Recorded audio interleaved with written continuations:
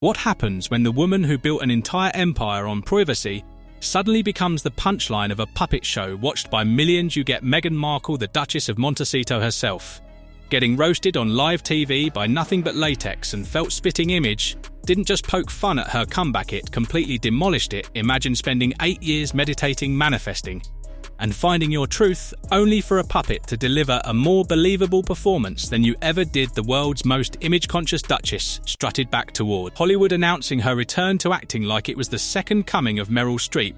And within days, the British comedy gods fired back with 4 savage parodies that made even her Netflix producers hide behind their avocado toast. This wasn't satire, this was a televised intervention. Each sketch hit harder than the last. Meghan Sussex auditioning like royalty for Relevance. Meghan Sussex bragging about talent she couldn't even remember. Meghan Sussex threatening puppet Harry while living in a mansion with more bathrooms than Oscars. If irony were an Olympic sport, she'd already be wearing gold. Social media erupted faster than one of Harry's podcasts getting cancelled. Fans screamed, bullying critics called it genius, and everyone else just sat there, popcorn in hand, whispering, did they really just say that? But here's the kicker. Meghan didn't say a word. Not one royal syllable. No statement, no outrage, just silence. And somehow that silence was louder than any puppet punchline. Trust me, it only gets worse from here. This story is about understanding, not accusation. Every detail is here to add context, not jump to conclusions. 8 years, that's how long Meghan Markle has been rehearsing her next big scene in her backyard, surrounded by lavender, rescue chickens, and PR consultants. Now Hollywood's prodigal duchess has finally decided to bless the industry with her presence again. How generous.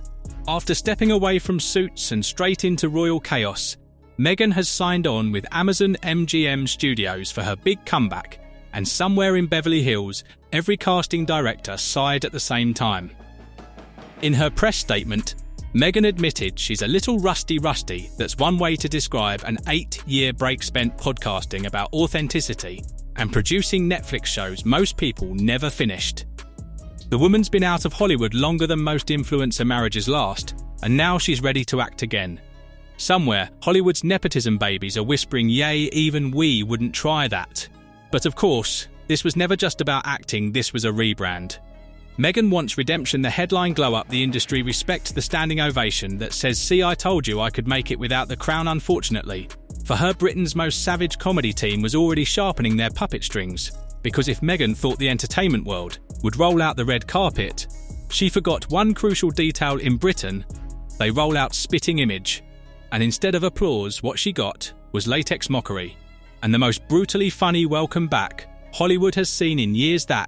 That's when the real show began. 4 clips, 1 duchess, and a nation of comedians who've clearly run out of patience when spitting image decided to celebrate Meghan's Hollywood comeback.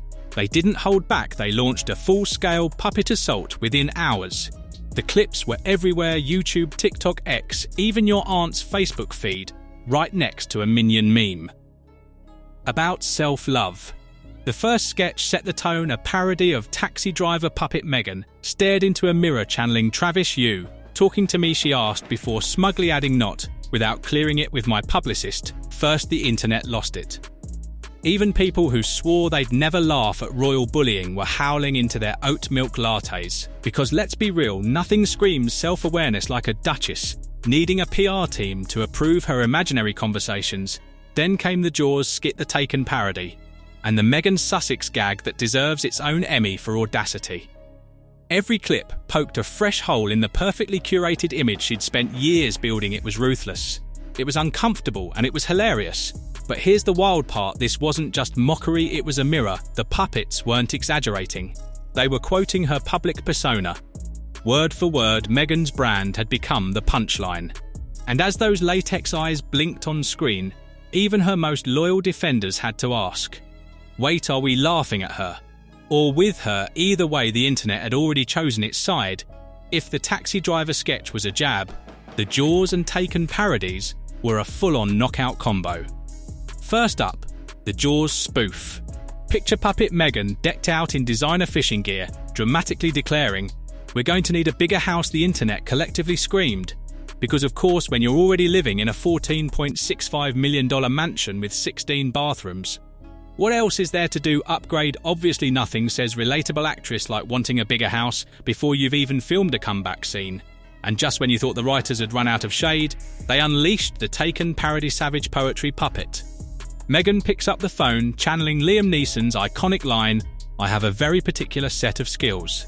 Skills I've acquired over a very long career." Another pause wait, writing stuff on Bananas Boom Total, Chaos A Banana reference, so sharp it peeled back 6 years of PR spin in a single line. That 2019 charity moment, when the real Meghan scribbled "You are loved" on fruit for sex workers, was meant to be heartwarming. Instead, it became meme history, and now Puppet Meghan resurrected it in glorious 4K. That's the magic of British satire. They don't stop. They twist the knife, pour tea on it, and call it art just. When Meghan might have thought she could laugh it off, the next parody got deeply personal. Then came the moment that made even Buckingham Palace choke on their Earl Grey, the infamous hairy scene Puppet Meghan mid-audition, desperately trying to deliver her big emotional line, is interrupted by Puppet Harry Clueless, grinning like he wandered in from a Tesco ad. She snaps, "Harry, ruin my take again, and I will end you." The crowd erupted. It wasn't just funny, it was surgical. Because, let's be honest, the real-life dynamic has looked remarkably similar for years. Meghan chasing the spotlight, Harry trailing behind like the world's most expensive supporting actor spitting image. Didn't just parody them, it turned their marriage into sketch comedy gold. Puppet Harry was the ginger sidekick who can't tell a movie set from a therapy session. Puppet Meghan barked orders like a director still filming Suits the Royal spin-off. Brutal, brilliant, and uncomfortably on-brand. Viewers couldn't decide whether to laugh or send condolences. Royal commentators called it cruel, the internet called it accurate. And somewhere in Montecito, a real-life assistant probably got told never to mention puppets again. This scene wasn't just mockery, it was proof that the Sussex fairy tale has officially crossed into sitcom territory. When latex dolls capture your marriage dynamics better than your own docuseries, maybe it's time to rewrite the script. But what came next? That's when even the critics said the writers went too far. You'd think that after a puppet show shredded the Duchess of Montecito, critics would rush to defend her. Wrong.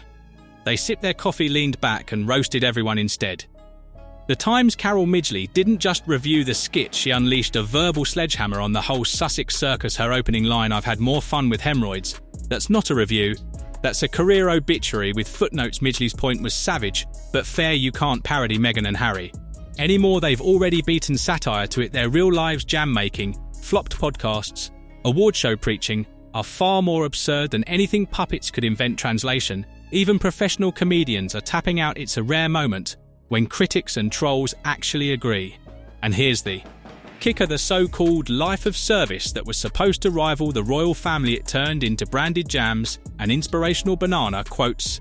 The dream of global influence now, it's just a punchline sandwiched between puppet sketches. The more Meghan tried to elevate her image, the more people treated her like a character from The Office Royal Edition. Spitting image didn't kill her Hollywood comeback, it reminded everyone it never really existed. When real life is funnier than the jokes, congratulations, you've officially crossed from celebrity to cultural meme, and the internet, oh, it was just getting started. The moment those clips hit, chaos erupted. Twitter, X, looked like a digital battlefield. Half the timeline cried tears of laughter, the other half filed emotional damage reports. Spitting image trended alongside "Leave Meghan Alone." Because of course, it did. Team anti-Meghan came out swinging, posting memes faster than Harry could say therapy session. The other side screamed misogyny, racism, and British bullying. Everyone else just grabbed popcorn and refreshed their feeds. Every clip was dissected like crime scene footage. Did they really mock her acting? Was that banana joke too far? Why was Puppet Harry blinking like he just saw the Spotify cancellation email? Every comment section became a war zone. And somehow every meme was funnier than the last. Someone edited Puppet Meghan into the crown. Another gave her an Oscar labelled Best Victim Performance. It was ruthless, it was hysterical. Even verified celebs couldn't resist weighing in. Some called it iconic British satire, others called it a national obsession that refuses to die. But the consensus was clear: Meghan Markle had once again become content, not an actress, not a duchess, just an endless supply of internet material. Every post, every retweet, every eye roll only made the story grow. By sunrise, the puppets had conquered social media and turned a comeback headline into a global comedy thread through all the noise. One voice was suspiciously absent, and that silence said everything. Total blackout for a woman who built a brand on speaking her truth. Meghan suddenly went quieter than her Spotify deal. No tweets, no statements. Not even a cryptic Instagram quote about rising above negativity. Her PR team probably had a dozen Zoom calls in panic mode. And still she chose silence, which, let's be honest, is almost impressive. Every outlet waited for the inevitable. This isn't comedy, it's cruelty line tabloids swore existed. Except it didn't. The only chatter came from random gossip blogs, claiming sources close to Meghan said she was furious. Translation: someone's cousin's friend once saw her assistant at Whole Foods. Meanwhile, the Sussex PR machine stayed ghosted, like a Hollywood extra after one episode of Suits. Why the radio silence? Because Meghan knows one thing: suing a puppet show is a PR kamikaze mission. Even her lawyers probably said we can't take legal action against foam, and felt she's learned that outrage only feeds the beast.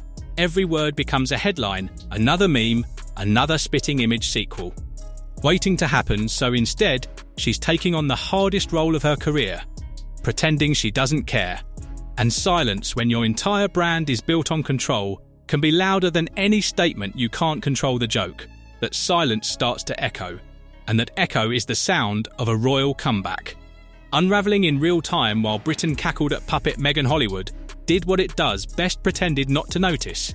While noticing everything, producers started whispering that her brand baggage was riskier than a live mic at the Oscars. Casting directors allegedly called her a PR grenade in a designer dress. Translation: the Duchess, who dreamed of red carpets, might now be walking straight into the Hollywood blacklist. It's poetic. Meghan left the monarchy for creative freedom, only to realise that Tinseltown crowns its own kind of royalty, and they don't hand out titles for former duchess.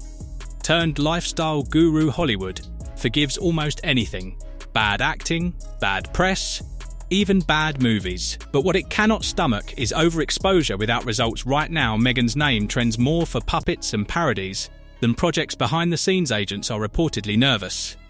Every interview turns into a circus, every casting call becomes a headline. Meghan wanted to reinvent herself as an actress, but Hollywood already cast her as the diva who can't take a joke, a role no one escapes. And the cruelest irony, spitting image, did what no critic, royal feud or PR meltdown ever could: made Hollywood collectively roll its eyes. The Duchess wanted a comeback. She got a reality check in latex. Because in Hollywood, nothing's deadlier than bad press, except becoming the punchline. This wasn't just a puppet show, it was a masterclass in irony. Meghan Markle, the Duchess, who traded tiaras for talk shows and palaces for podcasts, found herself mocked not by tabloids or royals, but by foam, felt, and flawless British sarcasm. Spitting image didn't destroy her reputation, it held up a mirror. And what stared back wasn't royalty or celebrity, it was the world's most overproduced PR project, facing its own reflection, from the Meghan Sussex surname to the banana callback. From bigger house jokes to the hairy interruptions, every punchline landed because it was built from her own narrative, the same story she's tried to rewrite for years. Now the audience isn't asking for privacy, they're asking for encores. As the credits roll, one truth remains: the more Meghan runs from parody, the faster it catches up. You can't outrun satire when you're the headline, the plot twist, and the punchline all at once. And if you think this is savage, trust me, you haven't seen anything yet. My previous deep dive goes even further into how Meghan's public meltdown turned into a media storm that still hasn't stopped. Spinning. You'll want to binge that next. This is Star Spotlight, where fame gets filtered, truth gets toasted, and glitter always comes with receipts. Stay sharp, stay curious, and keep your spotlight on the truth. Note: this video reflects a narrative shaped by public conversation.